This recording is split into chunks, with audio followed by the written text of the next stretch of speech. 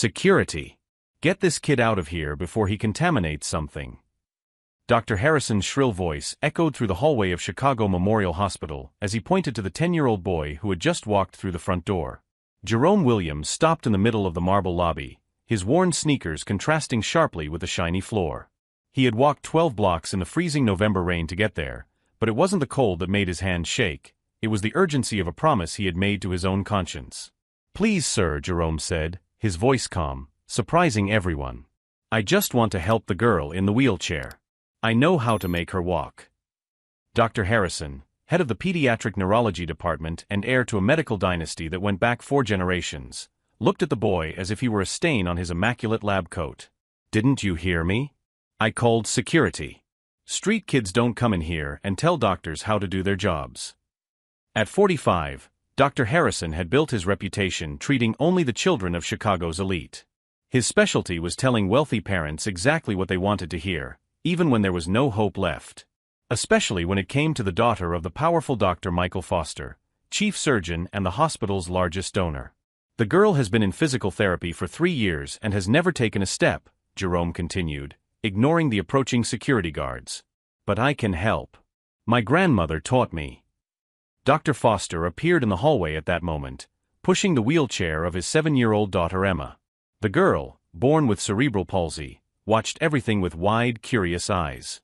When she saw Jerome, something inexplicable happened. She smiled and stretched her little arms toward him. "Emma, no," Dr. Foster whispered, pulling the chair back. "Let's go to the session." But Emma pointed at Jerome and said her first clear word in 2 years, "Friend." The silence that followed was deafening. Dr. Harrison felt a twinge of irritation at the girl's reaction. In the 3 years he had been treating Emma, she had never shown any interest in anyone or any treatment. Jerome knelt down to the level of the wheelchair, his eyes meeting Emma's. "Hi, princess. Do you want to learn how to dance?" "Enough!" exploded Dr. Harrison. "Security, remove this boy immediately.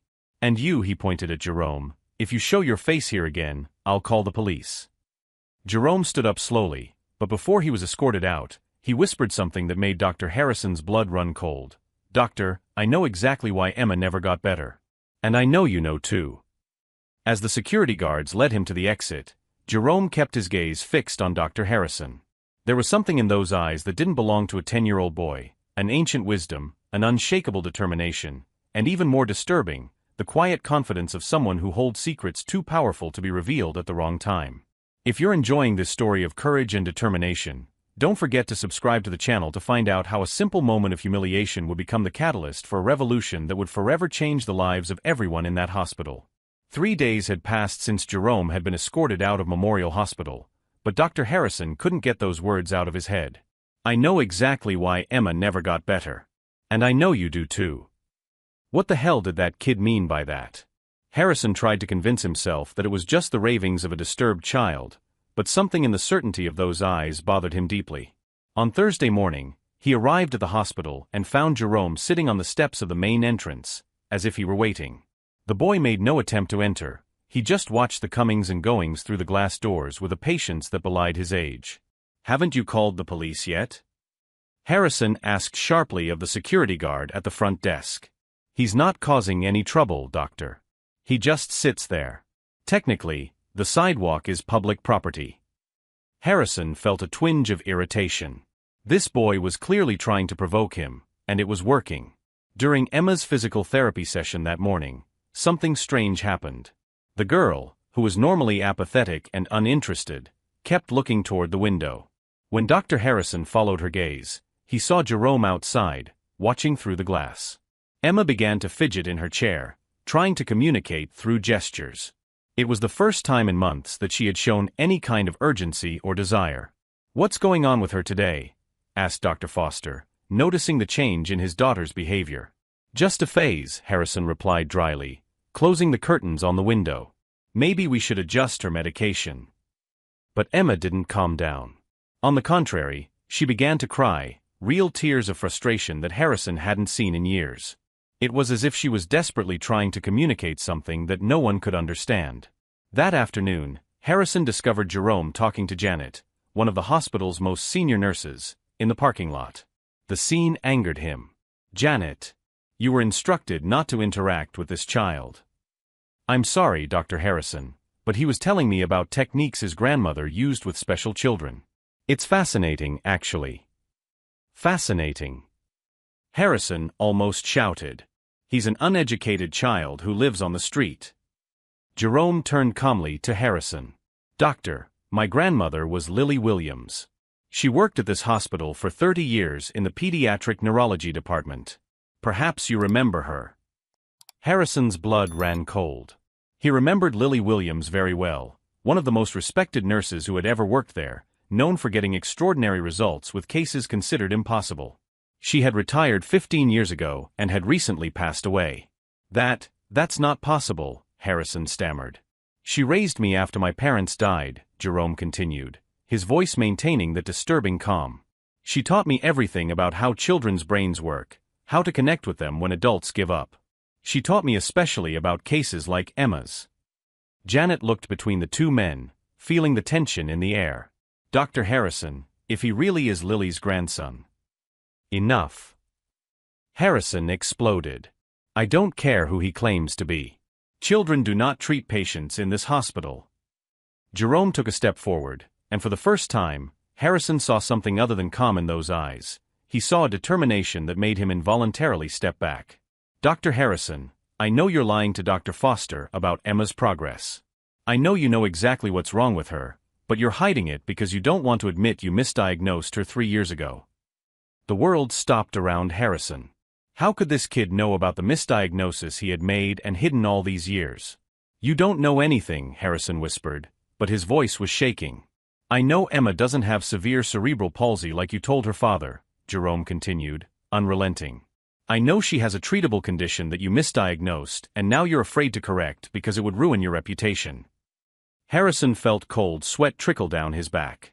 That misdiagnosis had haunted his nights for years. He had been young, arrogant, too eager to impress Dr. Foster with his expertise. By the time he realized his mistake, it was too late. Correcting it would mean admitting incompetence and possibly facing a medical malpractice lawsuit. How do you, Harrison began, but Jerome wasn't finished. And I know how to help her. My grandmother taught me exactly how to treat cases like this. But you'd rather keep an innocent child suffering than admit you made a mistake. Janet watched the scene in shock. She had never seen Dr. Harrison so pale and out of control. If you don't get out of here right now, I'll call the police, Harrison threatened, but his voice no longer had the authority it once had. Jerome smiled, a smile that didn't suit a 10-year-old boy, laden with painful wisdom and unwavering determination. You can call them, Doctor. But every day I'll be here, reminding you that there's a girl in there who could be running and playing if you had the courage to do the right thing. As Jerome calmly walked away, Harrison stood still, feeling his carefully constructed world begin to crumble. This boy knew too much, knew secrets that could destroy his career. What Dr. Harrison didn't realize yet was that Jerome wasn't there by chance, and his knowledge of Emma's case was just the tip of an iceberg that was about to emerge from the icy waters of truth, carrying with it revelations that would transform that hospital forever. Dr. Harrison was determined to end this problem once and for all. The next morning, he called an emergency meeting with the entire pediatric neurology team. Colleagues, we have a delicate situation, he announced, adjusting his glasses and assuming his most authoritative posture. An unaccompanied child has been disrupting our routine and even attempting to interfere with patient treatment. We need to take action. Dr. Rebecca Chun, a neurologist who had recently arrived from Boston, frowned. What kind of interference?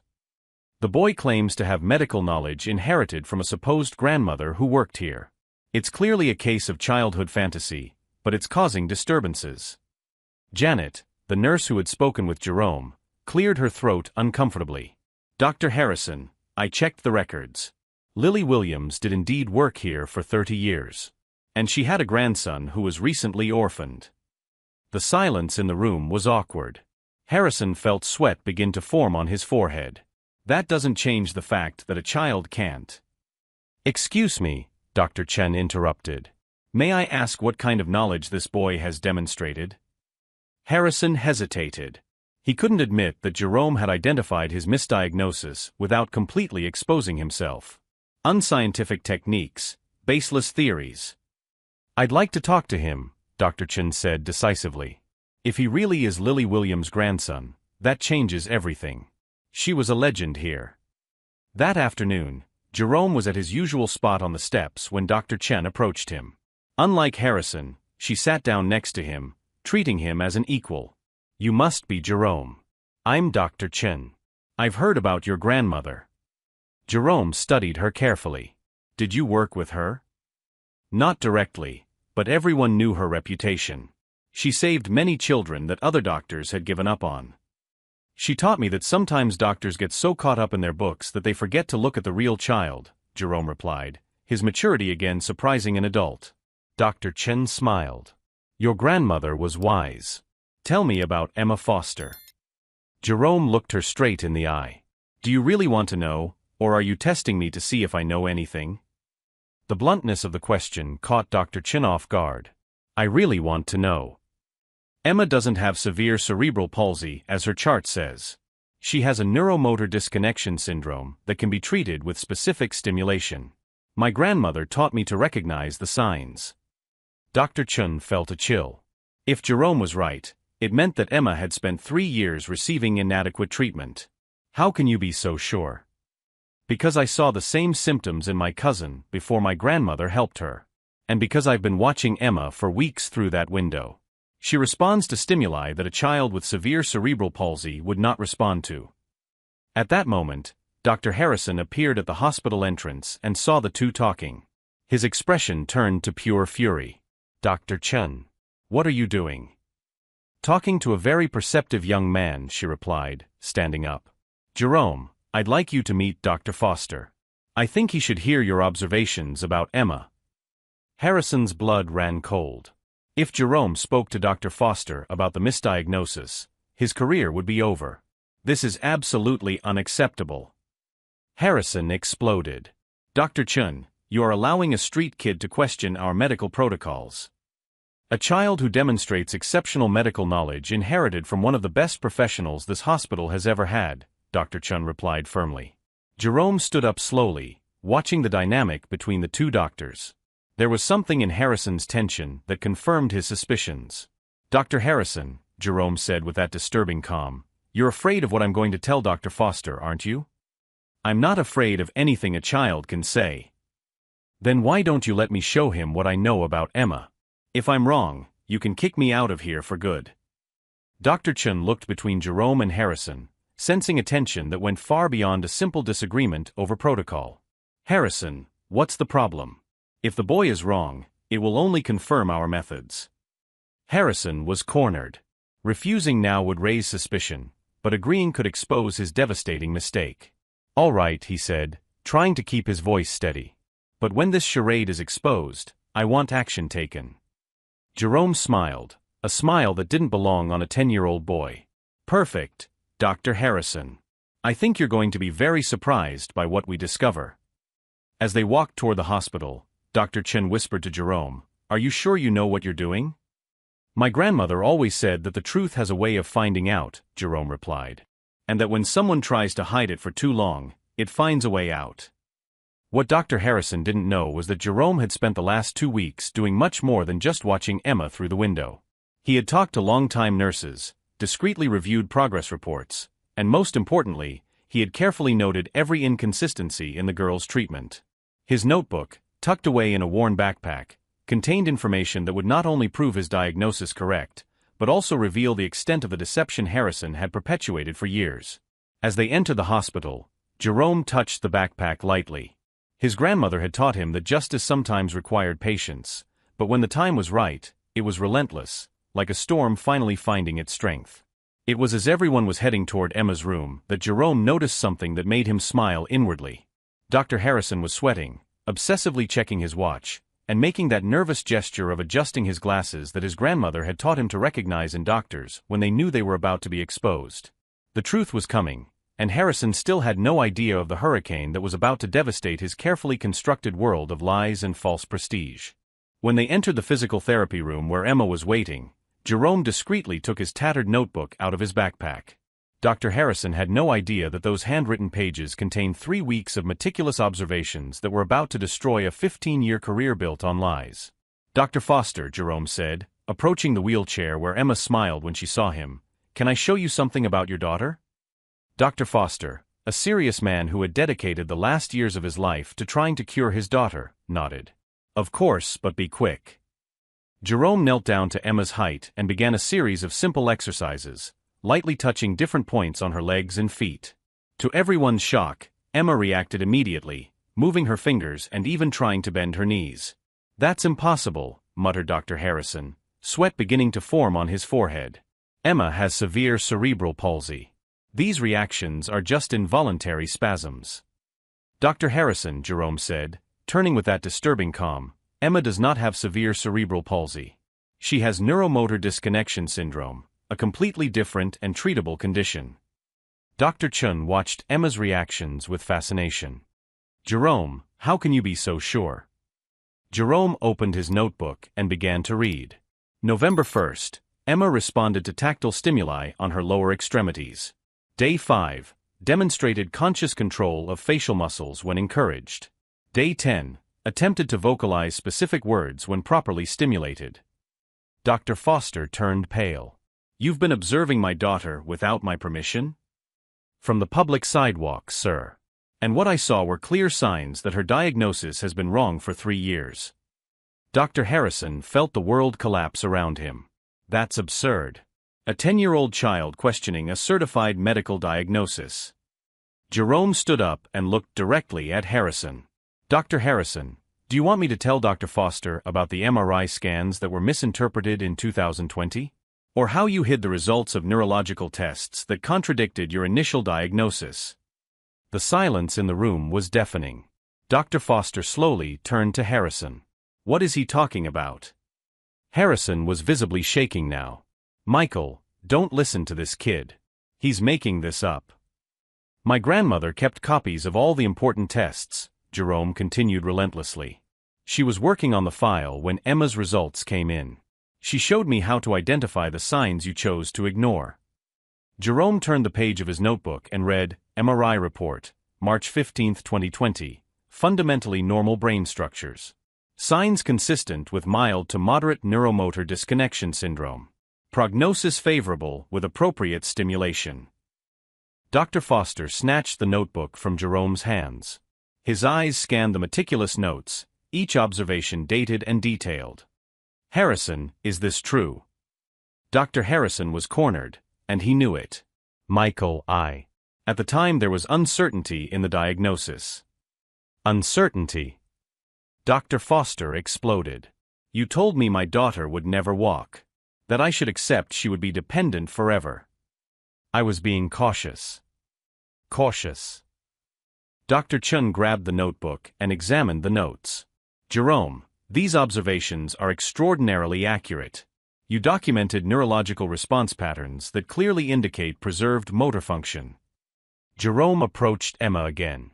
"Princess, do you want to try standing up?" With his help, Emma was able to support her weight on her legs for a few seconds. It wasn't the steady steps that would come with proper treatment, but it was conscious, controlled movement. Dr. Foster had tears in his eyes. 3 years, Harrison. 3 years of my daughter's life that could have been different. "Michael, please let me explain." "Explain." Dr. Foster was clearly furious now. "You lied to me. You lied to Emma. You stole years of her development for what? For pride? For fear of admitting a mistake." Jerome closed his notebook calmly. "Dr. Foster, with the right treatment, Emma can live a completely normal life. Maybe with some limitations, but she can walk, run, play like any other child." Dr. Chun was visibly moved. "Jerome, will you help me develop a proper treatment plan for Emma?" "It would be an honor, Doctor." Dr. Harrison made one last desperate attempt.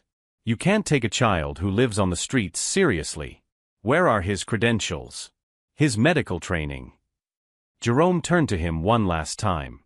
"Dr. Harrison, my grandmother always said that true knowledge doesn't come from diplomas on the wall, but from genuine love for patients. Something you clearly forgot." Dr. Foster held Emma in his lap, watching her respond positively to Jerome's stimuli. "Harrison, you're fired. And you can be sure that the medical board will hear exactly what happened here." Harrison staggered out of the room, his career destroyed not by a rival doctor or a formal investigation, but by a 10-year-old boy who cared more about a child than he had ever cared about his own reputation. While Jerome worked patiently with Emma, showing Dr. Chun the techniques his grandmother had taught him, a new reality began to take shape in that hospital. A reality where true medicine was practiced not by those with the most degrees, but by those with the most heart. What no one knew yet was that Jerome held one last secret about his grandmother, a secret that would transform not only Emma's life, but the future of hundreds of children who would come to that hospital in search of hope. 6 months after that transformative day, Chicago Memorial Hospital was a completely different place. Jerome Williams, now officially adopted by the Foster family, had become the youngest consultant in the institution's history, working side by side with Dr. Chun in the newly created Department of Innovative Pediatric Neurorehabilitation. Emma ran through the hospital corridors, her steady footsteps echoing where once there had been only the silence of wheelchair wheels. At 8 years old, she not only walked, she danced, jumped, and played like any other child. More importantly, she had become an ambassador for a program that had already helped dozens of children with similar misdiagnoses. Jerome, Jerome! Emma shouted, running toward her adoptive brother who was examining medical records in the new room named Lily Williams Center for Neurorehabilitation. Dr. Chun said we're helping 3 more children today. Jerome smiled, watching the girl who had been the catalyst for a medical revolution. Princess, are you ready to show them that miracles do happen when there is true love? Dr. Foster watched the scene from the hallway, still moved by the sight of his daughter running. The guilt over the lost years had been replaced by deep gratitude and a renewed purpose. He had used his influence to ensure that Jerome's program received full funding and national recognition. As for Dr. Harrison, his fall had been as spectacular as his arrogance. Fired for medical negligence, he lost his license after an investigation revealed other suspicious cases. Today he worked as a medical equipment salesman, a bitter irony for someone who once considered himself untouchable. Dr. Jerome, said Dr. Chun, approaching with a folder. 5 more cases have come in of children that other doctors said would never walk. Their parents traveled from other states after hearing about our work. Jerome took the folder, his eyes shining with the same determination he had shown on that first day. We're going to help all of them, Doctor. It was then that Dr. Chun revealed something he had discovered in Lily Williams' personal files. Jerome, did you know that your grandmother left behind a journal with techniques she developed over 30 years? Techniques that were never officially documented because she knew the traditional medical community wouldn't be ready to accept unconventional methods. Jerome was silent for a moment. She always said that true knowledge was something that was passed from heart to heart, not from book to book. This journal, Dr. Chun continued, contains observations on over 200 cases of children she secretly helped over the years. Cases that doctors had given up on, but she healed using love, patience, and techniques she learned by observing the children themselves. Dr. Foster joined the conversation. Jerome, your grandmother didn't just save Emma. She left a legacy that will save thousands of children. At that moment, Emma ran up to Jerome and hugged him. Thank you for teaching me how to walk, brother. Jerome hugged her back, whispering, thank you for teaching me that sometimes the greatest miracles come disguised as children the world gave up on too soon. Today, 3 years later, the Lily Williams Center is a national leader in pediatric neurorehabilitation. Jerome, now 13, is studying medicine in a special program for gifted students, but he never stops working with the children who come to the center. Dr. Harrison continues to fight to rebuild his career, but he has discovered that reputations destroyed by arrogance and prejudice are much harder to repair than medical diagnoses. He lost not only his job, but the trust of an entire community that discovered how it had underestimated the power of truth in the hands of a determined child. Emma Foster, now 11, is studying to become a pediatrician. She wants to give back to all the children who were once considered lost causes, just like she was. Jerome learned that the greatest revenge against prejudice is not anger or resentment, but the quiet success that transforms lives and proves that greatness has no color, social class, or age. He turned the humiliation he suffered on his first day into fuel for a revolution that changed the lives of hundreds of families. The plaque at the entrance to the Lily Williams Center bears a phrase that Jerome chose himself. Here we believe that every miracle begins when someone refuses to give up on a child. Dr. Chun always says to anyone who will listen, Jerome taught us that true medicine doesn't come from diplomas hanging on the wall, but from a heart that refuses to accept that anyone is a lost cause. Have you ever been underestimated by someone who thought they knew everything about your abilities? Have you ever turned humiliation into motivation to prove your worth? Leave your story of overcoming adversity in the comments.